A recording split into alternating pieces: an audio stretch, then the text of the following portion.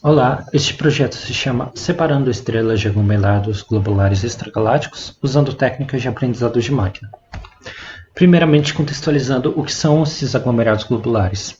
Eles estão presentes na maior parte da galáxia e são conjuntos de estrelas presas entre si gravitacionalmente. São muito importantes para entendermos melhor a história de evolução galáctica, porque conseguimos derivar alguns parâmetros importantes, como metalicidade ou idade.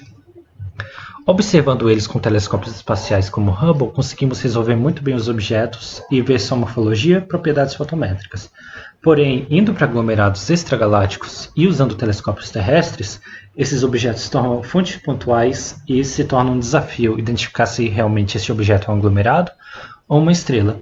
Tradicionalmente isso era feito por espectroscopia, mas o que esse projeto está levantando é se é possível separar esses aglomerados globulares extragalácticos de estrelas usando técnicas de aprendizado de máquina.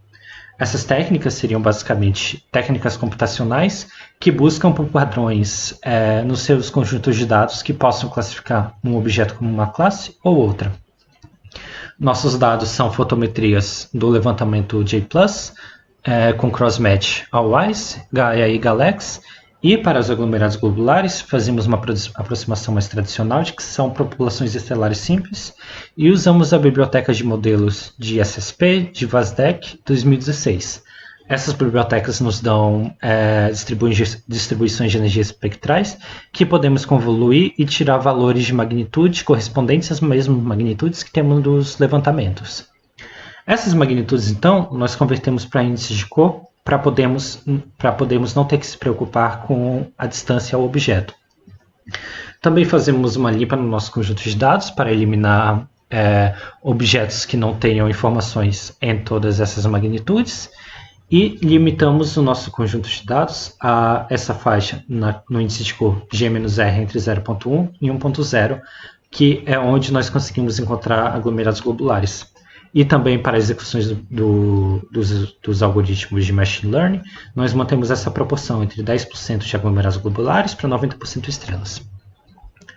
O primeiro algoritmo que usamos se chama árvore de decisão, e basicamente o que ele faz, ele escolhe uma feature, que aqui no nosso caso são os índices de cor para cada objeto, e procura onde está um certo limite para que esses objetos são considerados estrelas, ou eles são considerados aglomerados globulares. Aqui, por exemplo, temos a feature R-W4 e temos uma distribuição bem distinta de cada uma das duas, então ele define bem qual é esse limite.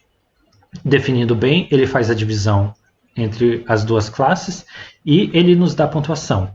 Aqui no caso ele já faz essa divisão perfeita, temos duas populações bem distintas, então a acurácia que ele nos dá é de 100%, só que isso aqui é um certo resultado falso positivo que ele nos está dando, porque essa banda W4 ela está muito fora do comportamento que as nossas bibliotecas de modelo de SSPs abrangem. Então, essas bandas que usamos do WISE, elas não nos dão resultado bom para o nosso projeto. Então, o que fizemos primeiro foi reexecutar a árvore de decisão sem considerar eles, e aqui já podemos ver a característica de árvore, porque ele começa a fazer mais decisões agora considerando também outras magnitudes, já não é uma decisão mais meio que unilateral, digamos. Ainda temos uma pontuação de 99%, com sua faixa de erro ele chega no 100%, então ainda temos algumas bandas que talvez não estejam fora do ideal. Eliminamos mais algumas bandas para ver como que o nosso resultado dá, e o que acontece é que conforme nos aproximamos de um conjunto de bandas que esteja mais ideal para nossos aglomerados globulares, o que acontece é que a nossa árvore vai ficando mais profunda. O nosso score aqui chega a 96%. É estranho pensar que o score menor seja melhor, mas o que está acontecendo aqui é que o nosso modelo agora, talvez ele esteja se aproximando mais da realidade do que aquela simples divisão que tínhamos feito antes. Para otimizar mais ainda isso, temos algumas coisas que podemos fazer, que é, por exemplo, limitar a profundidade da árvore de decisão, e ela não vai fazer uma divisão tão perfeita que ela faz para o nosso conjunto de treinamento. E o que a gente vê aqui é que o score realmente tem uma certa tendência a crescer, e quando ele chega mais ou menos na profundidade de 6 camadas, ele meio que se torna constante e não está não tá adicionando informação nova. Outra coisa que fazemos é aplicar o algoritmo de Randall Forest. Consiste em executar várias árvores de decisão com um conjunto mais limitado de features e faz uma média dessas árvores de decisão.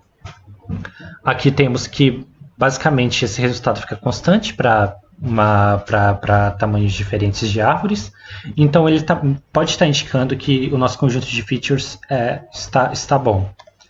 Concluindo o que temos até agora, que conseguimos identificar quais são as melhores features usadas para o nosso projeto até então, que são as bandas G+. Testamos diferentes profundidades para os algoritmos para ver onde está o resultado ideal, e isso tudo resultou que separamos estrelas de aglomerados globulares com uma acurácia de 96%. Talvez ainda temos alguma fonte de erro que pode estar nos dando o resultado fora do ideal.